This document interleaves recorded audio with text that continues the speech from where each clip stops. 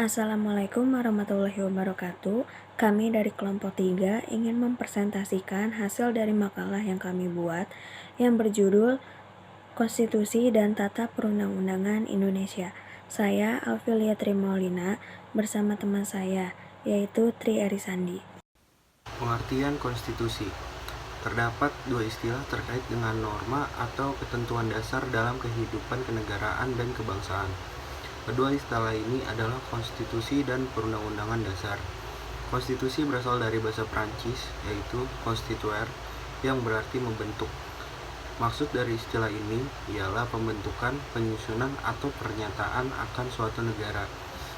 Dalam bahasa Latin, kata konstitusi merupakan gabungan dua kata, yaitu cum berarti bersama atau dengan, dan statute berarti membuat sesuatu agar berdiri atau mendirikan menetapkan sesuatu. Adapun Undang-Undang Dasar merupakan terjemahan dari istilah Belanda, grondwet. Kata grond berarti tanah atau dasar dan wet berarti undang-undang. Di Jerman istilah konstitusi dikenal dengan istilah Grundgesetz yang juga berarti undang-undang dasar. Grund yaitu dasar dan Gesetz atau undang-undang. Istilah konstitusi atau constitution dalam bahasa Inggris memiliki makna yang lebih luas daripada undang-undang dasar, yaitu konstitusi adalah keseluruhan dari peraturan-peraturan baik yang tertulis maupun tidak tertulis yang secara mengikat cara-cara bagaimana suatu pemerintahan diselenggarakan dalam suatu masyarakat. Konstitusi menurut Miriam Budiarjo adalah suatu piagam yang menyatakan cita-cita bangsa dan merupakan dasar organisasi kenegaraan suatu bangsa. Dari pengertian di atas, konstitusi dapat disimpulkan sebagai berikut. 1. Kumpulan kaidah yang memberikan pembatasan kekuasaan kepada penguasa. 2. Dokumen tentang pembagian tugas dan wewenangnya dari sistem politik yang diterapkan. 3. Deskripsi yang menyangkut masalah hak asasi manusia. Tujuan dan fungsi konstitusi. Secara garis besar, tujuan konstitusi adalah membatasi tindakan sewenang-wenang pemerintah, menjamin hak-hak rakyat yang diperintah, dan menetapkan pelaksanaan kekuasaan yang berdaulat.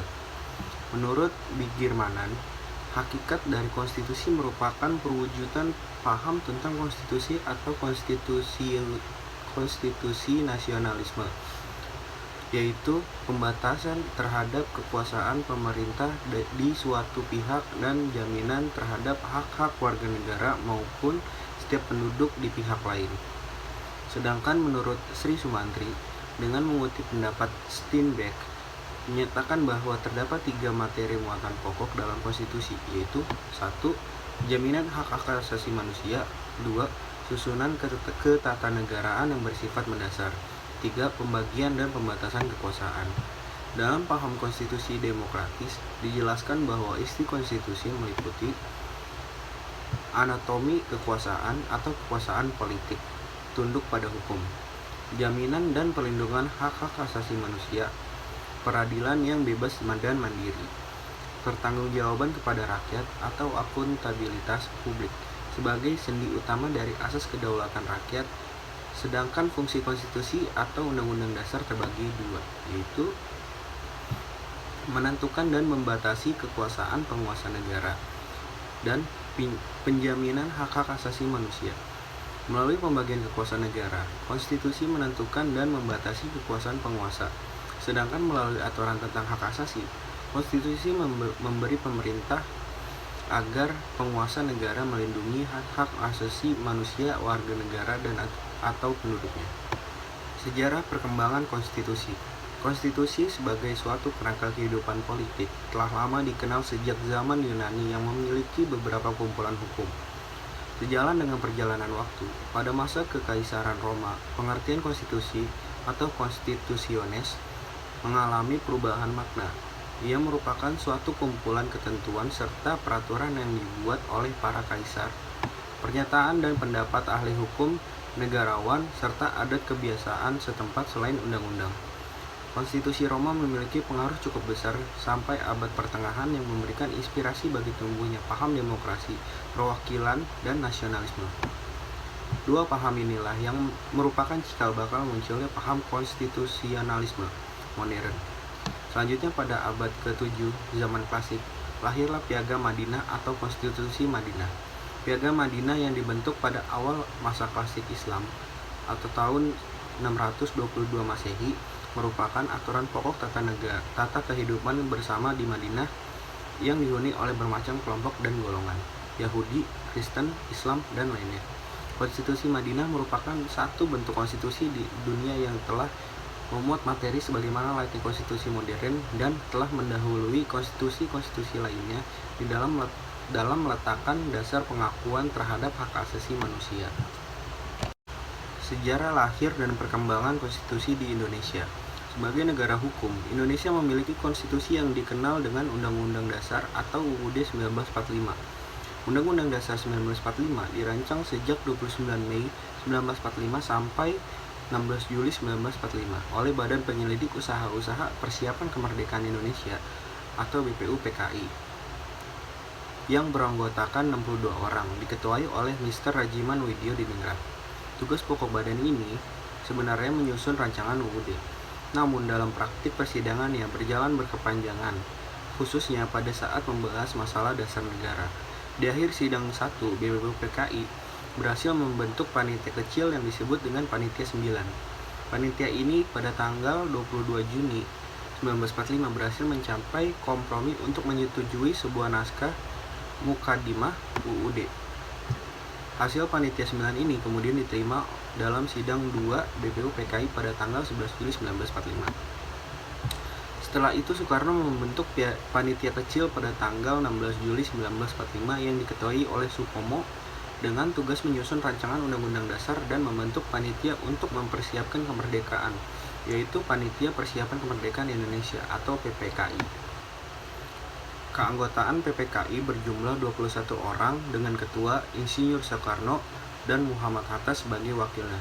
Para anggota PPKI antara lain Mr. Rajiman Widyodiningrat, Ki Bagus Handikusumo, Oto Iskandar Denata, Pangeran Purboyo, Pangeran Sujo Hamijoyo, Sutarjo Kartomi Hamijoyo, Profesor Dr. Mr. Supomo, Abdul Qadir, Dr. Andes Yap Chuanbing, Dr. Muhammad Amir, Mr. Abdul Abbas, Dr. Ratulangi, Andi Pangerang, Mr. Latu Harhari, Mr. Puja Hamidan, RP Suroso, Abdul Wahid Hashim, dan Mr. Muhammad Hasan.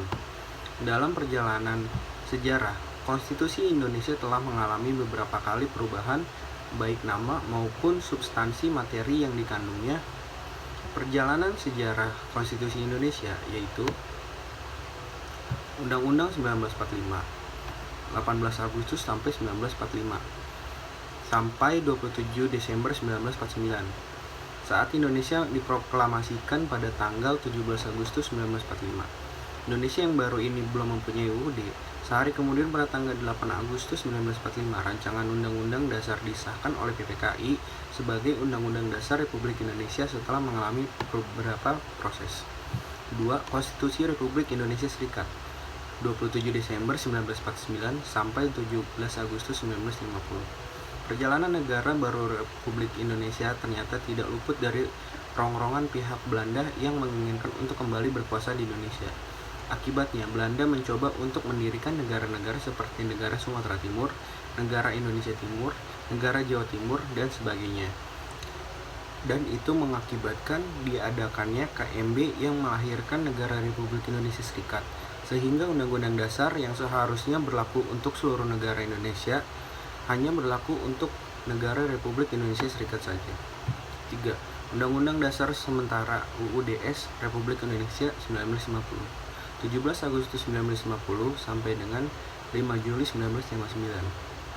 Periode federal dari Undang-Undang Dasar Republik Indonesia Serikat 1949 merupakan perubahan sementara, karena sesungguhnya bangsa Indonesia sejak 17 Agustus 1945 menghendaki sifat kesatuan, maka negara Republik Indonesia Serikat tidak tahan lama karena terjadinya penggabungan dengan Republik Indonesia. Hal ini mengakibatkan wibawa dari pemerintah Republik Indonesia menjadi berkurang. Akhirnya, dicapailah kata sepakat untuk mendirikan kembali Negara Kesatuan Republik Indonesia. Bagi negara kesatuan yang akan didirikan jelas perlu adanya suatu undang-undang dasar yang baru, dan untuk itu dibentuklah suatu panitia bersama yang menyusun suatu rancangan undang-undang dasar yang kemudian disahkan pada tanggal 12 Agustus 1950 oleh Badan Pekerja Komite Nasional Pusat dan oleh Dewan Perwakilan Rakyat dan Senat Republik Indonesia Serikat pada tanggal 14 Agustus 1950, dan berlakulah Undang-Undang Dasar baru itu pada tanggal 17 Agustus 1950. Undang-Undang Dasar 1945, Dekret Presiden 5 Juli 1959 sampai sekarang. Dengan Dekret Presiden 5 Juli 1959, berlakulah kembali Undang-Undang Dasar 1945 dan perubahan Majelis Permusyawaratan Rakyat sementara Orde Lama pada masa 1959 sampai dengan 1965 menjadi Majelis Permusyawaratan Rakyat sementara Orde Baru. Perubahan itu dilakukan karena Majelis Permusyawaratan Rakyat sementara Orde Lama dianggap kurang mencerminkan pelaksanaan Undang-Undang Dasar 1945 secara murni dan konsekuen. Perubahan konstitusi di Indonesia. Dalam sistem ketatanegaraan modern terdapat dua model perubahan konstitusi, yaitu A. Renewal atau pembaruan adalah sistem perubahan konstitusi dengan model perubahan konstitusi secara keseluruhan sehingga yang diberlakukan adalah konstitusi yang baru. B. Amandemen atau perubahan adalah perubahan konstitusi yang apabila suatu konstitusi dirubah, konstitusi yang asli tetap berlaku. Menurut Budiarjo, ada 4 prosedur dalam perubahan konstitusi baik dalam model renewal dan amandemen, yaitu 1. Siding badan legislatif dengan ditambah beberapa syarat. Misalnya, dapat ditetapkan quorum untuk siding yang membicarakan usul perubahan undang-undang dasar dan jumlah minimum anggota badan legislatif atau menerimanya. 2. Referendum. Pengambilan keputusan dengan cara menerima atau menolak usulan perubahan undang-undang. 3. Negara-negara bagian dalam negara federal. 4. Perubahan yang dilakukan dalam suatu konvensi atau dilakukan oleh suatu lembaga khusus yang dibentuk hanya untuk keperluan perubahan. Dalam perubahan keempat, Undang-Undang Dasar 1945 diatur tentang cara perubahan undang-undang bersandar pada pasal 37 Undang-Undang Dasar 1945 menyatakan bahwa 1. Usul perubahan pasal-pasal Undang-Undang Dasar dapat diagendakan dalam siding Majelis Permusyawaratan Rakyat apabila diajukan oleh sekurang-kurangnya 1/3 dari jumlah anggota Majelis Permusyawaratan Rakyat. 2. Setiap usul perubahan pasal-pasal Undang-Undang Dasar diajukan secara tertulis dan ditunjukkan dengan jelas bagian yang diusulkan untuk dirubah beserta alasannya. 3. Untuk mengubah pasal-pasal Undang-Undang Dasar, siding Majelis Permusyawaratan Rakyat dihadiri oleh sekurang-kurangnya 2/3 dari jumlah anggota Majelis Permusyawaratan Rakyat. 4. Putusan untuk mengubah pasal-pasal Undang-Undang Dasar dilakukan dengan persetujuan sekurang-kurangnya 50% ditambah 1 anggota dari seluruh Majelis Permusyawaratan Rakyat. Dalam sejarah konstitusi Indonesia telah terjadi beberapa kali perubahan atas Undang-Undang Dasar 1945. Sejak proklamasi 1945 telah terjadi perubahan-perubahan atas Undang-Undang 1945, yaitu 1. Undang-Undang Dasar 1945 pada tanggal 8 Agustus 1945 sampai dengan 27 Desember 1949. 2.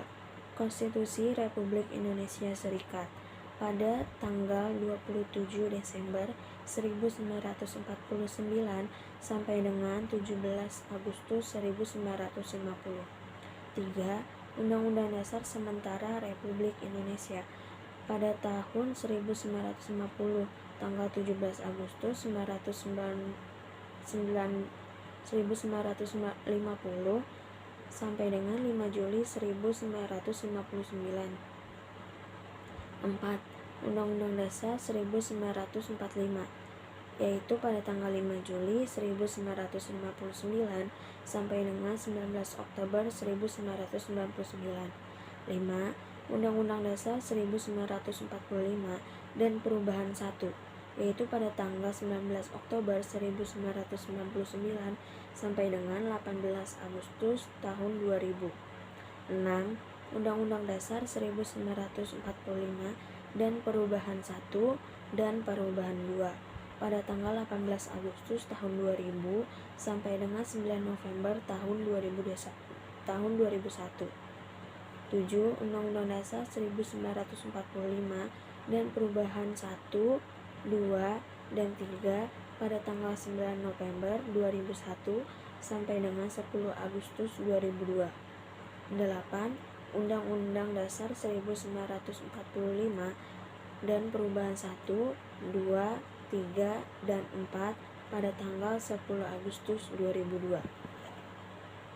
Konstitusi sebagai peranti kehidupan kenegaraan yang demokratis.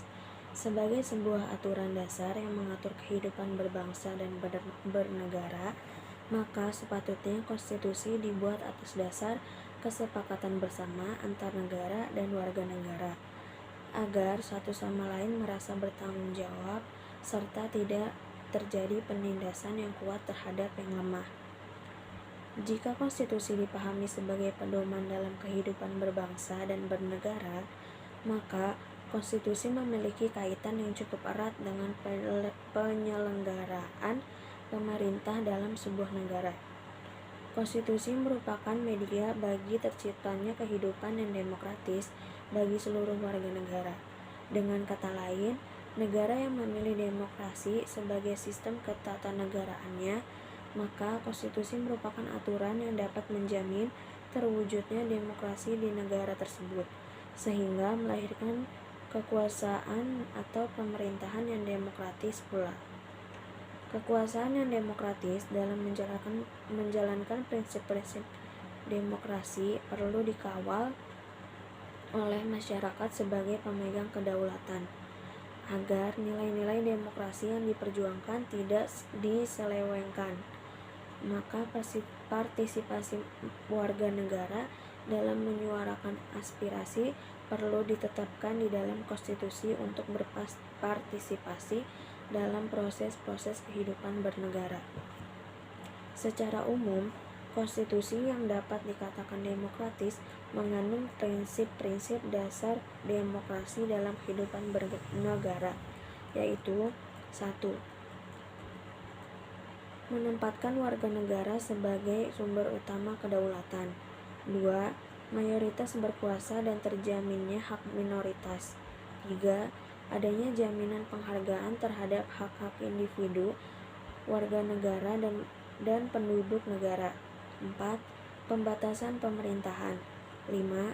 Adanya jaminan terhadap keutuhan negara nasional dan integritas wilayah. 6. Adanya jaminan keterlibatan rakyat dalam proses bernegara. 7. Adanya jaminan berlakunya hukum dan keadilan. 8. Pembatasan dan pemisahan kekuasaan negara. Dengan demikian, bisa disimpulkan bahwa tatanan kehidupan kenegaraan mencerminkan suasana yang demokratis apabila konstitusi atau undang-undang dasar negara tersebut memuat rumusan tentang pengelolaan kenegaraan secara demokratis dan pengakuan hak asasi manusia. Dengan kata lain, konstitusi merupakan peranti yang amat sangat penting bagi sebuah negara demokrasi. Lembaga kenegaraan setelah amandemen Undang-Undang Dasar 1945. Sistem ketatanegaraan Indonesia telah mengalami perubahan yang sangat mendasar, terutama sejak adanya amandemen atau perubahan Undang-Undang Dasar 1945 yang dilakukan MPR pasca Orde Baru. Perubahan tersebut dilatar belakangi dengan kehendak untuk membangun pemerintahan yang demokratis, setara dan seimbang di antara cabang-cabang kekuasaan, mewujudkan supremasi hukum dan keadilan, serta menjamin dan melindungi hak asasi manusia. Dalam kelembagaan negara, salah satu tujuan utama amandemen Undang-Undang Dasar 1945 adalah untuk menata keseimbangan antar lembaga negara. Pentingnya penataan hubungan antar lembaga negara agar tidak terjadi pemusatan kekuasaan dan kewenangan pada salah satu institusi negara saja. Karena dengan pemusatan wewenang dan kekuasaan pada satu institusi, maka kehidupan ketatanegaraan yang demokratis sulit diwujudkan. Sebelum perubahan Undang-Undang Dasar 1945, alat-alat kelengkapan negara dalam Undang-Undang Dasar 1945 adalah lembaga kepresidenan, MPR, DPA, DPR, BPK, dan kekuasaan kehakiman. Setelah amandemen secara keseluruhan terhadap Undang-Undang Dasar 1945, alat-alat kelengkapan negara yang disebut dengan lembaga tinggi negara menjadi 8 lembaga, yakni MPR, DPR, DPD, Presiden, MA, MK, KY, dan BPK. Posisi masing-masing lembaga setara, yaitu sebagai lembaga tinggi negara yang memiliki kolerasi satu sama lain dalam menjalankan fungsi keseimbangan antar lembaga negara tinggi tersebut. Reformasi ketatanegaraan di Indonesia terkait dengan lembaga kenegaraan sebagai hasil dari proses amandemen Undang-Undang Dasar 1945 dapat dilihat pada tugas pokok dan fungsi lembaga tersebut yang dikelompokkan sebagai berikut. Lembaga legislatif. Yang pertama, MPR. Fungsi MPR atau tugas pokok MPR antara lain: 1. Lembaga tinggi negara sejajar kedudukannya dengan lembaga tinggi negara lainnya, seperti Presiden, DPR, DPD, MA, MK, dan BPK. 2. Menghilangkan kewenangan menetapkan GBHN. 3. Menghilangkan kewenangan mengangkat presiden, karena presiden dipilih secara langsung melalui pemilu. 4. Tetap berwenang menetapkan dan mengubah undang-undang dasar. 5. Susunan keanggotaannya berubah, yaitu terdiri dari anggota Dewan Perwakilan Rakyat dan DPD yang dipilih secara langsung melalui pemilu. Selanjutnya, DPR. Tugas dan wewenang DPR. 1. Membentuk undang-undang yang dibahas dengan presiden untuk mendapat persetujuan bersama. 2. Membahas dan memberikan persetujuan peraturan pemerintah pengganti undang-undang. 3. Menerima dan membahas RUU yang diajukan DPD. 4. Menetapkan APBN bersama presiden. 5. Melaksanakan pengawasan terhadap pelaksanaan undang-undang, APBN, serta kebijakan pemerintah. 6. Membahas dan menindaklanjuti hasil pemeriksaan keuangan negara yang disampaikan oleh BPK. 7. Memberikan persetujuan kepada presiden untuk menyatakan perang, membuat perdamaian, dan lain-lain. 8. Menyerap, menghimpun, dan menampung aspirasi masyarakat.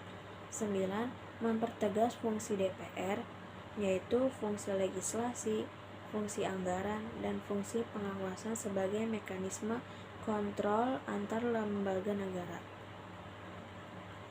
Selanjutnya, DPD.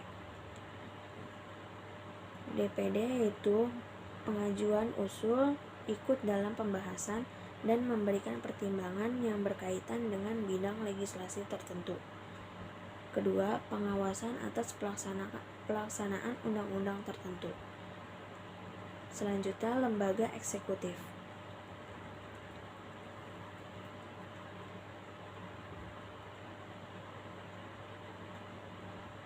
Wewenang dan kewajiban hak presiden antara lain: 1. Memegang kekuasaan pemerintahan menurut Undang-Undang Dasar. 2. Memegang kekuasaan yang tertinggi atas Angkatan Darat, Laut, Udara. 3. Mengajukan RUU kepada DPR. 4. Menetapkan peraturan pemerintah. 5. Mengangkat dan memberhentikan menteri-menteri. 6. Membuat perjanjian internasional lainnya dengan persetujuan DPR. 7. Mengangkat duta dan konsul. 8. Memberi gerasi, rehabilitasi, amnesti, dan abolisi. 9. Memberi gelar dan tanda lainnya yang diatur dengan undang-undang. Lembaga yudikatif. Yang pertama ada Mahkamah Agung atau MA, bertugas untuk berwenang mengadili pada tingkat kasasi, menguji peraturan perundang-undangan di bawah undang-undang. 2. mengajukan 3 orang anggota hakim konstitusi. 3. Memberikan pertimbangan dalam hal presiden, member gerasi, dan rehabilitasi. Selanjutnya ada Mahkamah Konstitusi atau MK. Mempunyai hak dan kewenangan atau kewajiban. Yang pertama, mempunyai kewenangan menguji undang-undang terhadap undang-undang dasar. Selanjutnya, memutus sengketa kewenangan antar lembaga negara. Ketiga, memutus pembubaran partai politik. 4. Memutus sengketa hasil pemilu dan memberikan putusan atas pendapat DPR mengenai dugaan pelanggaran oleh presiden atau wakil presiden menurut Undang-Undang Dasar. 5. Memberi putusan atau pendapat DPR mengenai pelanggaran oleh presiden atau wakil presiden menurut Undang-Undang 1945. Komisi Yudisial atau KY mempunyai pengawasan, yaitu yang pertama Hakim Agung di bawah Mahkamah Agung. Kedua, hakim pada badan peradilan di semua lingkungan peradilan yang berada di bawah Mahkamah Agung. Hakim Mahkamah Konstitusi. Selanjutnya, Badan Pemeriksa Keuangan atau BPK. Mempunyai kewajiban atau kewenangan yang pertama, memeriksa bertanggung jawab keuangan negara dan memberitahukan hasil pemeriksaan kepada DPR, DPRD, dan DPD. Memeriksa semua pelaksanaan APBN. Memeriksa tanggung jawab pemerintahan tentang keuangan negara. Dari tugas dan wewenang tersebut, BPK memiliki 3 fungsi pokok. Yang pertama, fungsi operatif, yang kedua fungsi yudikatif, yang terakhir fungsi rekomendatif. Tata urutan perundang-undangan di Indonesia. Indonesia adalah negara yang berdasarkan hukum atau Rechtsstaat, bukan berdasarkan atas kekuasaan belaka atau Rechtsstaat. Konsep hukum memiliki ciri-ciri sebagai berikut. 1. Adanya perlindungan terhadap HAM atau hak asasi manusia. 2. Adanya pemisahan dan pembagian kekuasaan pada lembaga negara untuk menjamin perlindungan HAM. 3.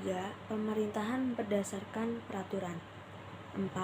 Adanya peradilan administrasi.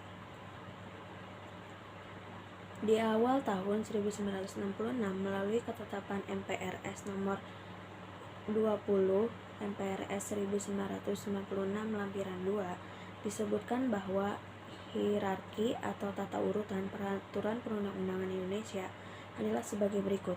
1. Undang-Undang Dasar 1945. 2. Ketetapan MPR. 3. Undang-undang atau peraturan pemerintah pengganti undang-undang. Peraturan pemerintah keputusan presiden. 5. Keputusan presiden. 6. Peraturan-peraturan pelaksananya seperti peraturan menteri, instruksi menteri. Selanjutnya, berdasarkan ketetapan MPR nomor 3 tahun 2000, tata urutan peraturan perundang-undangannya yang berlaku di Indonesia adalah sebagai berikut. Yang pertama, Undang-Undang Dasar 1945. 2. TEP MPR. 3. Undang-undang. 4. Peraturan pemerintah pengganti undang-undang. 5. Peraturan pemerintah. 6. Keputusan presiden. 7. Peraturan daerah. Penyempurnaan terhadap tata urutan perundang-undangan di Indonesia terjadi kembali pada tanggal 24 Mei 2004 ketika DPR menyetujui RUU pembentukan peraturan perundang-undangan dalam Undang-Undang Nomor 10 Tahun 2004 yang berlaku secara efektif bulan November 2004. Tata urutan peraturan perundang-undangan dalam Undang-Undang PPP ini sebagaimana yang diatur dalam pasal 7 adalah sebagai berikut. 1. Undang-Undang Dasar 1945. 2. Undang-undang atau peraturan pemerintah pengganti undang-undang. 3. Peraturan pemerintah. 4. Peraturan presiden. 5. Peraturan daerah yang meliputi peraturan pemerintah provinsi, peraturan pemerintah kabupaten atau kota, peraturan desa. Dengan dibentuknya tata urutan perundang-undangan, maka segala peraturan dalam hierarki yang bertentangan dengan peraturan di atasnya tidak bisa dilaksanakan dan batal demi hukum.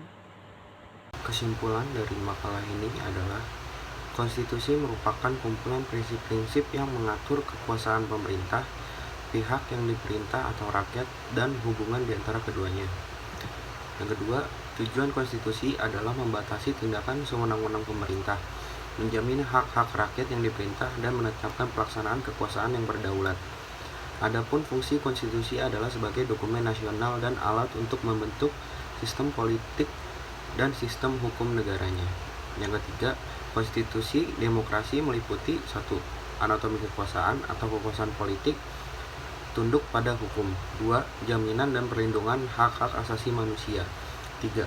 Peradilan yang bebas, mandiri, dan yang keempat, pertanggungjawaban kepada rakyat atau akuntabilitas publik sebagai sendi utama dari asas kedaulatan rakyat.